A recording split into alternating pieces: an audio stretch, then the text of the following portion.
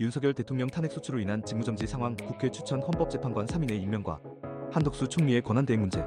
오늘은 윤석열 대통령 탄핵 소추 직무정지 상황에서 국회가 추천한 헌법재판관 3인의 임명을 대통령 권한대행인 한덕수 총리가 할 수 있는지에 대해 살펴보겠습니다.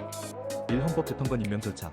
헌법 제111조 제2항. 헌법재판소 재판관 도의는 대통령이 임명하지만 3인은 국회 추천, 3인은 대법원장 지명, 3인은 대통령이 직접 임명합니다.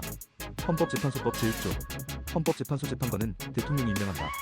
이 조항은 대통령의 헌법적 의무로 임명권이 형식적 절차임을 의미합니다.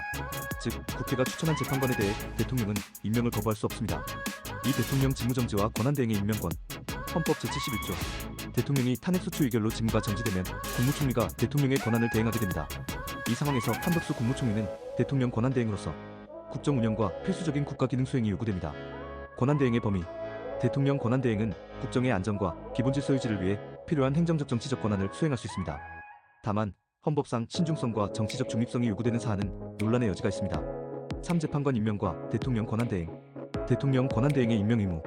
국회가 추천한 헌법재판관 3인의 임명은 대통령의 절차적 의무이며 형식적 권한입니다. 대통령 권한대행인 한덕수 총리 역시 헌법과 법률에 따라 이를 이행해야 합니다. 헌법적 해석.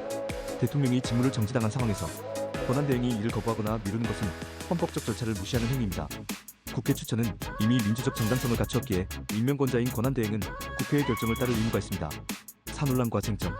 권한대행의 한계. 권한대행은 통상적으로 긴급 상황에 대응하는 최소한의 권한만을 행사해야 한다는 해석도 존재합니다. 정치적 중립성 논란. 임명 과정에서 정치적 갈등이 발생할 경우 이를 강행하는 것이 오히려 법적 논란을 초래할 수 있습니다. 헌법 위반 여부.